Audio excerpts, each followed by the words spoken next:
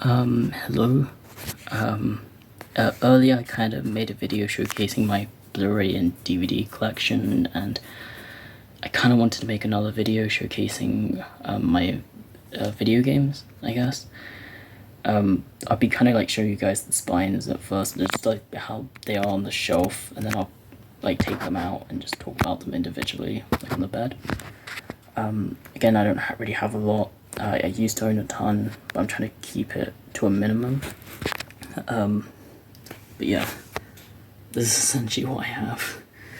Anyway, first things first, I kind of wanted to showcase my PlayStation 3 games. I do have a couple stuff digitally. I don't know if I should show them, but I really only have like Rayman 3. I think Soul Calibur 2 was one. I can't really remember anything else, but these are the ones I mostly just wanted to keep physically. Yeah, the first game I have is Dead Space, which might be my favorite survival horror game. I'm not sure. I'm missing Dead Space 2, which is one thing I need to get, but I really enjoyed the first Dead Space. And then we have Demon Souls, which I thought was also incredible. It's a bit of a weird one as well, because it felt like kind of an inverse of Dark Souls 3, if that makes sense. Like, I mean, they're like both linear, but like Dark Souls 3's like difficulty seems to come from the bosses than the progression, because I feel like getting to the bosses are fairly easy in that game. Whereas with Demon Souls, all the bosses are like piss easy, like except for maybe the two gargoyles. I think that's what they were, right? But getting to the bosses was kind of arduous, but I really liked that about this game. And then I'm not sure if it's right for me to call this Drakengard or Drakengard, but I'll probably call it Drakengard 3. This is a game that I also really enjoyed. Might be my favorite game of like the Draken or Drakenir series, or whatever you want to call it. I'm not sure why exactly. I found most of the story to be humorous, I guess. I also really liked playing the game. The soundtrack's also really good. And then here's Rayman Origins. Is there really much I can say about this? It's just fun. It's probably one of my favorite 2D platformers. And Final Fantasy 13-2, which is my favorite of the trilogy. I thought it was fun. The story isn't that great, but I actually really liked playing this game. And also there's the ending. Yeah, this is pretty much the PlayStation 3 part of my collection. Yeah, I don't really own a ton for GameCube. I do plan on getting F-Zero GX at some point. Like, I emulated it on my PC, and I thought it was great, like phenomenal. It's very it's kind of difficult, but it's fun. I don't know why. It can be quite addicting, but for the ones I own, I only really own Metroid Prime and Metroid Prime 2 Echoes. I enjoy them both quite a bit. I do have issues with them, more so with Prime 1, because I don't tend to revisit it as much, and I don't really like the Chozo artifacts. I do think they were handled a little better. I still don't really care for the temple keys, but, you know, but they were both enjoyable. Yeah. I guess like the final part of the first part of the shelf is essentially just my handhelds. So I have Metroid 2 Return of Samus, Metro Fusion, and Zero Mission. I kind of printed out the covers from them from the cover project. I didn't really do a good job of that, but hey ho, I'm still happy with them. I enjoyed them all, by the way. Metroid 2 was kind of interesting. It was kind of linear, but I liked it. I had a fun time with it. I'm still unsure if I'd revisit it, but it was still a good time. I liked Fusion quite a bit, and Zero Mission I thought was phenomenal. And then for the DS, this is really what I have for the time being, and that's Castlevania Dawn of Sorrow. I have emulated like Portrait of Ruin and Order of Ecclesia. Haven't finished them, so I don't know if I want to carve my way to purchase them. But from what I've played, they're fine. Like, I remember, like, Order of Ecclesia was very linear. and I don't know, I was a little underwhelmed by it. Like, I felt like it was trying to be, was like your average. It didn't feel like it was trying to be Metroidvania. Like, I haven't gotten that far, but it felt like it was trying to emulate, like, the older entries, like the NES entries, like the classic Mania stuff. But it doesn't have like the obstacles, if that makes sense. It doesn't have that. It doesn't retain the same difficulty or what made the original games difficult. It feels tedious, if that makes sense. And then Portrait of Ruin kind of had the whole I'm not. It was like a Mario 64 kind of structure. I'm not sure how to explain it because you go in like it's like the I don't know if I want to call it the hub world, like the castle itself, and then you go inside the portraits. They're all like linear, I guess. But I mostly liked Dawn of Sorrow the most. Like, I mean, it's the only one that I finished, so I own it because it's just in the castle itself. Also has Julius mode, which I thought was really fun. Yeah, this one's probably the odd one out because I don't have a PSP yet, and I do mean yet. I do plan on getting it just to really mod it, but I went out of my way to purchase Valkyrie Profile Lenneth, and this was for a few reasons, mind you. I really adored this game when I played it like 2 years ago. But what pretty much solidified this purchase because of my time with Valkyrie Profile 2, Silmaria. I emulated it not too long ago. I finished it and I fell in love with it. I thought it was fucking phenomenal. It's probably one of my favorite games in general. And I do plan on. Would it be far fetched for me to just straight up get a PS2 just for Valkyrie Profile 2? I don't know, but I was wanting to do it for the first game, mostly just as an excuse to come back to it. But the first game was phenomenal, by the way. I had more of an issue in terms of how it presents its story. Like, it had like a plot A and a plot B, and I didn't think they were interlaced that well. Like, when I say that, I mean like the Iron Harrier stuff. They didn't. It felt like they didn't play a significant role in the main narrative, except for like Lucian, who felt like more of a plot device, if anything. But I still really enjoyed the first Valkyrie Profile game. But yeah, don't know if I'll get any other games. Like, I've emulated like a couple other like PSP entries, which I'll probably. I don't know if I want to own them physically. It depends how much they are. But I enjoyed like Wipeout Pure, Outrun 2006, Coast to Coast, and Ridge Racer. Yeah. Yeah, I decided to show all these ones together instead, like the PS4 and the Switch games. But like the first thing I have is Persona 5 Royal. I haven't played this yet, by the way. I plan on playing it, but I've played the vanilla version like years ago, and I really enjoyed it. So I kind of had this kind of as a way to kind of like as an excuse to come back to. Not a game that I plan on playing this year, but maybe in the future. Like, I know it has like a ton of differences. Like, I don't know what her name is, but I know that she plays like a significant role in this. Like, I don't know. It's not an expansion, but it's, like it's essentially like what would I call it? A whole new game? I don't know what the hell to call it, but there are some like new content in this, so it was kind of worth the purchase. And there's Dark Souls 2, Skull of the First Sin. This was kind of a weird one for me to keep.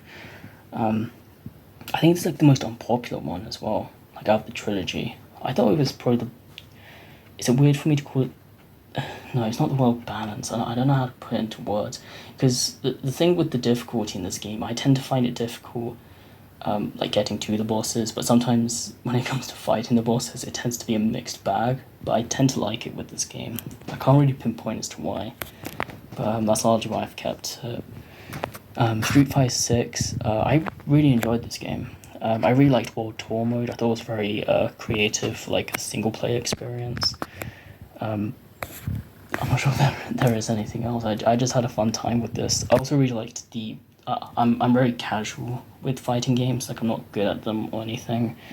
I really like the implementation of like the modern control scheme. Like, I did move on to like classic controls, but it was like a good introduction. I can't really think of a better term, but I like the inclusion of it all. And then we have like the Resident Evil stuff. I have Resident Evil 3 remake.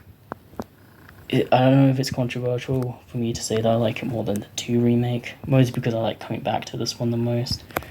I also thought the difficulty was a lot better in this. I mean, provided that you don't use like the infinite like ammo or like the rocket launcher and whatnot.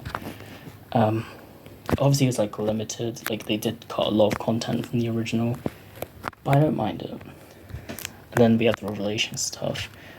I like these a lot because of raid mode. Like I didn't really give a shit for like mercenaries in like RE4, 5 or 6, for example. Like the bonus content in this I thought were really fucking good. Like raid mode is such a blast to go through in Revelations 1, especially the second one. The campaign stuff were also enjoyable. I thought Revelations were kind of interesting, but like I don't tend to revisit these for the main like story, but I do love them for raid mode. And then we have East 8, Lacrimosa of Dana, and East 9. Oh god, sorry, I can't speak that well. East 9, Monstrum Nox. I really enjoyed both of these as well. East 9 was phenomenal. It was close to, like, if you asked me how I felt about the game like 20 hours in, I probably would have said it's my favorite JRPG, like in general, but I found like and I'm only really aiming this at the story aspect, it fell apart for me toward the end, particularly when like the 4 wardens were introduced, and I wasn't a fan of the ending. I actually thought it was shit. I don't know if it was a mistranslation, maybe I didn't understand something, but I didn't like the ending. But the gameplay was phenomenal. I don't think I really had a lot of complaints with that, except for like the raid mode, like, you know, they keep asking you to come back as you're progressing through the story and whatnot.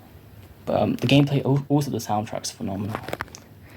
East 9, I wouldn't say it's better than East 8, but it's more consistent, if that makes sense. Like the highs aren't as high as this, but the ending isn't dog shit as this. There was some plot holes as well. I wasn't really satisfied with the ending. I thought it was kind of rushed. Like there was this, I mean, they do resolve something, but I wasn't convinced by it, if that makes sense. Like I don't want to spoil anything. But I did enjoy East 9 quite a bit. It felt like it was structured differently, but I had a fun time with it. I don't know if I'll get East 10. Like I played bits of the demo. I thought it was pretty good.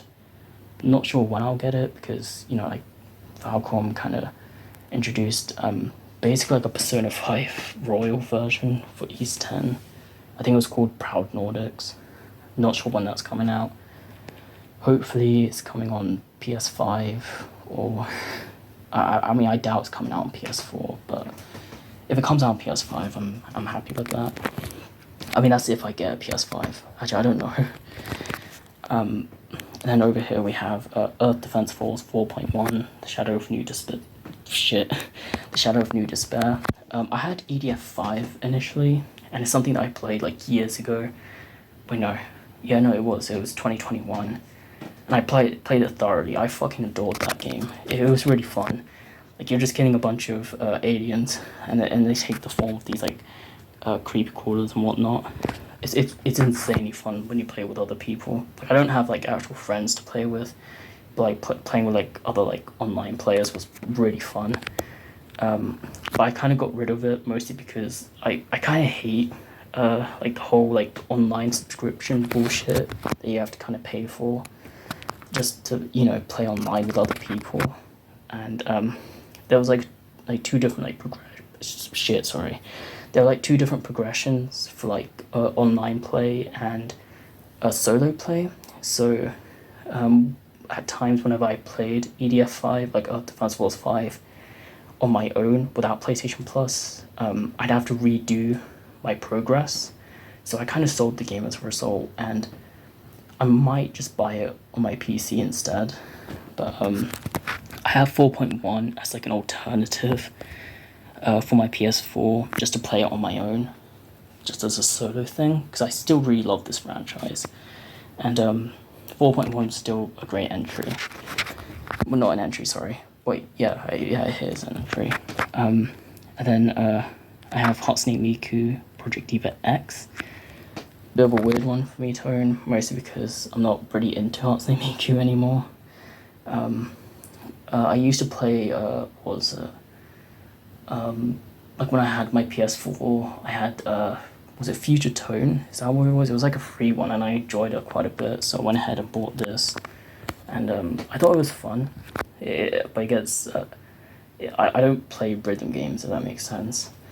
I'm a little unsure whether I'd keep it, but it's still fine, I guess. And then here's Star Ocean 5, Integrity and Faithlessness. I think this game's underrated, personally speaking. A lot of people tend to shit on this, like if you go on to like any like Star Ocean community sites, or if you just go on the subreddit, people treat this game like it's the fucking Antichrist. It's not that bad, in my opinion. Like it has a lot of problems, like it has a shit ton of backtracking. It is really short, that's like one other thing, but I'm happy about that. I couldn't get through Star Ocean 4. I don't know if I'm gonna get killed for this, but I wasn't a fan of The Last Hope.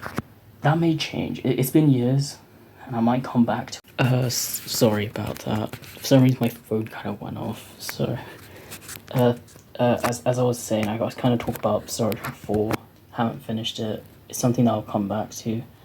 Not sure when exactly. Like I still have it on my PS4 with Star Ocean 3. I haven't been Star Ocean 3 either. Like 3 and 4, like the only entries that I've yet to really like properly go through. But I have played the rest, and the 5th entry. Like I've seen a lot of people claim Star Ocean 5 isn't Star Ocean, which I kind of disagree on. It seems like this game runs a lot of the first game, if anything. The story wasn't. I mean, the story was fine in this. It wasn't really. It didn't feel that significant to me. This also brought back private actions, in a weird way. Like the private actions in this were kind of strange. Like I know a lot of people complained about the cutscenes. I didn't think they were too bad, but I really concentrated on them at times, especially when they were kind of important. I liked the combat system for this as well. Actually, there's like one thing that I actually do dislike about this game. Before that, I also really like. This also had like a weird like combat role kind of like system, which I thought was kind of cool. This had like a thing that you can do with like a couple of the other Star Ocean games, where you can just essentially just break it and make it easy. You can do that in Valkyrie Profile. You can do that with any like Tri-Ace game. It's actually kind of why I like these games at times. But one thing that I do dislike about Star Ocean 5 is the post-game dungeon. I think it's the Maze of Tribulations, Trials of Tribulations, or whatnot. It was dog shit. I really fucking hated it. Like you go through this fucking maze. There's no map for it. I had to use like I think it was like a random map from like a game FAQ. I can't really remember, but I used a guide to kind of help me navigate through this area. But essentially, you just go through. It's like it's not really a boss gauntlet, but you're just being the shit out of a couple enemies, and then by the end there's like a boss or whatever. But you really only do this just to complete it, and also have your obligatory Gabrielle Celeste and Ethereal Queen fight, because you know they're kind of like a weird. I'm trying to think of a term. They're like the signature characters, if that's what you want to call them, like in Tri-Ace. Like no, like when they're like published under Square Enix, that is. Like they're in Star Ocean. I think they're in Radiata Stories. I haven't played that. I think they're in Infinite Undiscovery. Correct me if I'm wrong, but they're in the Star Ocean entries. And I'm not sure about the original Star Ocean or the original Star Ocean the second story, because I haven't played those. I think they are in the second story. I can't remember. Like in First Departure, I think it was like Resfina and Gabriella. I think like they had a different name. But they were in Valkyrie Profile. I think they called the Ethereal Queen Assyria Queen or something like that. But the fight against them was piss easy, by the way. I there wasn't really much there. And I think they used the Star Ocean 3 soundtrack, like for the Devil of Incarnation. I think that's the song. But the post-game dungeon itself was shit. It wasn't worth it. And it made it even worse because I was trying to complete the bestiary. And you don't fully complete it. When you beat Gabrielle Celeste and the Ethereal Queen the first time, because it's their 2-wing form. You need, like, if you want to complete the bestiary, you need to go through the whole fucking dungeon, which I think took me like 2 to 3 hours, maybe more than that. I can't remember, or maybe less. I can't really gauge the duration, but you have to do that 2 more times, like, to get the full wing, like, into your bestiary, and then the sixth wing, which is essentially the powerful form, if that makes sense. Yeah, that dungeon sucked. It was shit. But everything else I thought was good. I didn't think it was that bad.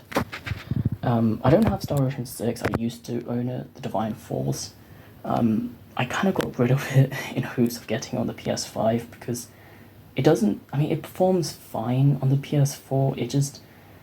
I don't know how to put it. Like, the quality of it feels somehow worse than 5. Like, in terms of resolution, I'd say. Like, gameplay wise, it's far better than 5. But I think Divine Force is probably my favorite of the Star Ocean entries. It borrows a lot from 2, narratively speaking, but the gameplay is fun. Like, it is so fucking good. And also it also brought back private actions as well. I know it seems weird that I'm dick writing private actions. I think it's a really cool feature. It's something that I wish they included in Valkyrie Profile. I feel like I'm going on a tangent, I'm sorry. I liked Star Ocean 5. Okay, so I wanted to do the Switch stuff, but I had to cut it there for a second because I did forget about Mario Odyssey. I had this on a pile of stuff that I wanted to sell, but I'm very indecisive about this. Not to say that I hate the game, but I have like an on and off relationship with this. Like, there are times where I really like it, and then there are times where I feel I don't know, it feels monotonous and I get bored by it. Not sure what causes this feeling exactly. I don't hate it. Like, I think Mario's moveset in this is phenomenal. Like, I think he plays great, probably the best he's ever played in any of the 3D entries. But I don't think that the designs for the level tend to complement those movements. Depends where you are exactly, because I don't really have like a favorite kingdom in this game. Presentation's great.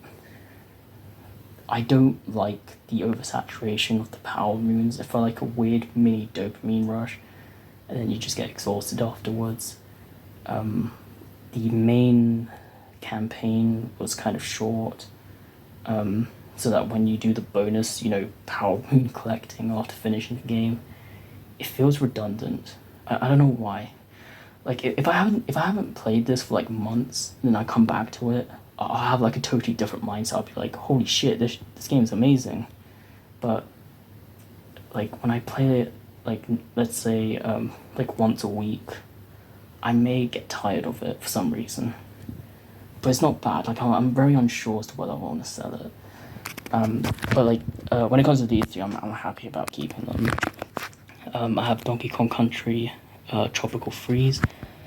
This game is great. I'm not really a big country fan. Like, I've played bits of the first 3. Like, I've emulated them. They were fine, I guess. I mean, they weren't bad. I think they looked great. The soundtrack for them was phenomenal.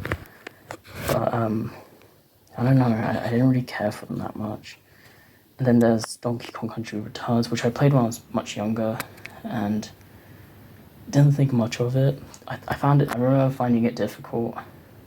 Didn't really care for it. I kind of bought this on a whim, and I enjoyed it. I thought the soundtrack for this was phenomenal. Also, this kind of had Dixie in it. I don't think Returns had Dixie. She's pretty much the MVP of this game.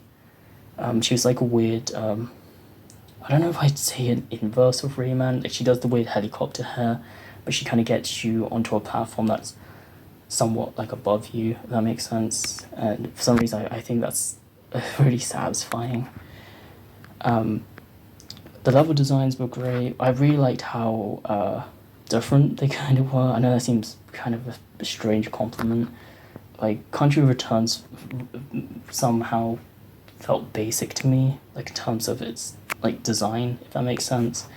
Or yeah, I'm trying to think of a better term. Like, its art direction but is art direction, like the themes it's trying to present, because some of the levels in here looked really fucking cool. Like they looked beautiful to me, and I like coming back to this game. It does have that difficulty, by the way, but it doesn't feel too difficult. I think the only times where I got annoyed were with the boss fights. Like I remember struggling with the final boss. Then we have Zelda Breath of the Wild. Everyone loves this game. I also love this game. It might be my favorite Zelda game. I think that may sound a little basic. I'm not sure. It's between this or Minish Cap. I'm trying to think. It's mostly because I like coming back to this game and revisiting it. I think the world looks beautiful. This may seem like a strange compliment. I like running on the grass, and I like how like each hair kind of like strays away. Like as you take each step. It's like a weird detail that I'm in love with for some reason.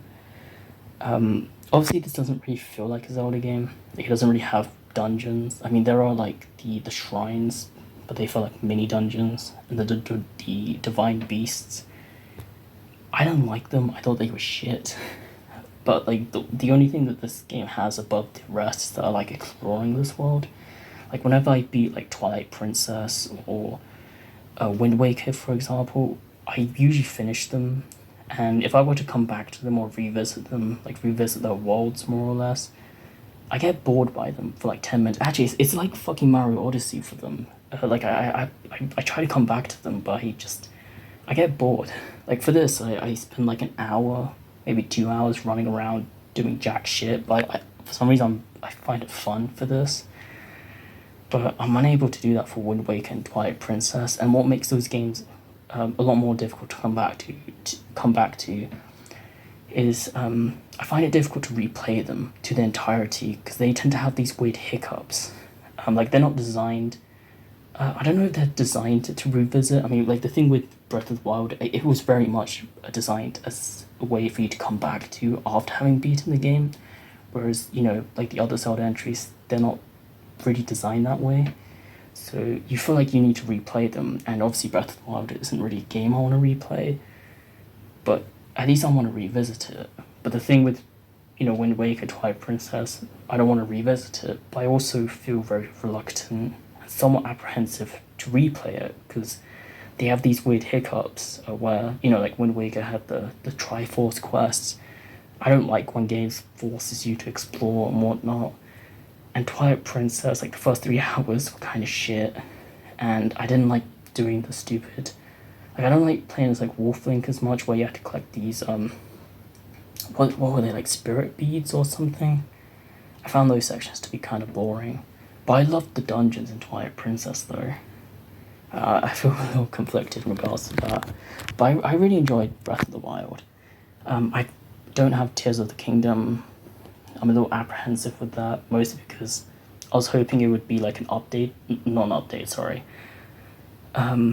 It's like an actual sequel to Breath of the Wild. Like they have the foundations of how this game is structured, like the open world kind of stuff, but have it set somewhere else perhaps, or I don't know, because considering they just have Breath of the Wild, but they added stuff to it, felt like they made this game kind of redundant, if that makes sense, kind of like what Persona 5 Royal is to Persona 5. I haven't played the game, so I could be wrong. If I'm wrong, you can call me stupid in the comments, that's fine, you can correct me. And perhaps I may give it a shot, but that's just how it seems like to me. And I know that it's a sequel, like, it has a narrative. I don't care too much for the narrative in this. I don't really care about story in Zelda in general. I actually liked that this had a lack of narrative.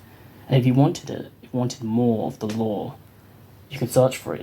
It's more optional, if that makes sense. I enjoyed Breath of the Wild. Don't know if I'll get Tears of the Kingdom. I don't know if they're going to go back to traditional Zelda, like the next Zelda entries.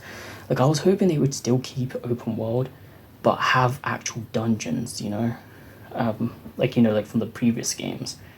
That's what I was expecting from this, but it wasn't that. But I was still happy with it. Then we have Metroid Dread. This might be my favorite Switch. This might be my favorite Switch game. It might be. it might change, I'm not sure. I really loved this game, like a ton. Story was, I mean, too far, I don't really play these games for the story. This game was just fun to play. Like, one of my core issues with a ton of the 2D Metroid games is that the bosses are shit. They're not fun to go through. This one fixes it. I remember playing bits of Samus Returns, like, way back then, and... Wait, no. Actually, I don't remember. But I wasn't a fan of Samus Returns by, like, that much. Mostly because I found it had this weird stop and go kind of progression. I found it kind of boring. And also it was very bloated. But for some reason they kind of quickened the pace with this. And the bosses were handled much better as well. Like the bosses in these, like some of my favorite bosses in Metroid in general is from this game. Like the final boss against Ravenbeak was phenomenal. Sorry. I kind of wish they kind of included a fourth phase. I don't know if that's a bit much, but I don't know. It was fun. The soundtrack isn't too great. I mean, it was fine, but they seem. It feels like they took more inspirations from the Prime games than the early entry, like the 2D entries. I'm trying to think of something else. I don't like. Although I love this game, I can't really come up with like a few reasons to why I feel the way I do about this game. Like it's just fun to play. Like after beating the game, I went ahead and played it on hard mode. I still yet to finish it, by the way. Something I'm gonna fully get through, because after finishing it, I kind of more or less 100% of the save files on. Then it's hard mode. Then I'm gonna do dread mode. Yeah. I'm excited for Prime 4 Beyond, by the way. I think it's coming out in December. It looks great. Don't know if I'll get day one, but when it comes out, I don't know if I should make a tier list video or like a ranking video regarding Metroid, because I've played a good majority of them, except for I still need to beat Super Metroid, Prime 3, and other what else is there? There's also the 2 spin-off entries that I haven't really gone through. I think it was like Pinball, Federation Force, but I don't know if I'll play them. Yeah, I'm excited for Prime 4. It looks great. Anyway, yeah, that's pretty much all the games I have. Don't know if I'll make... I mean, this is like my collection of 2025. I don't know if I'll make another video like next year. I don't know if it'll change massively or whatnot. I don't know if I'll sell a couple games because, I feel nothing for it. I'm not sure, but this is just something I just want to catalog for the time being, just to see if it changes next year.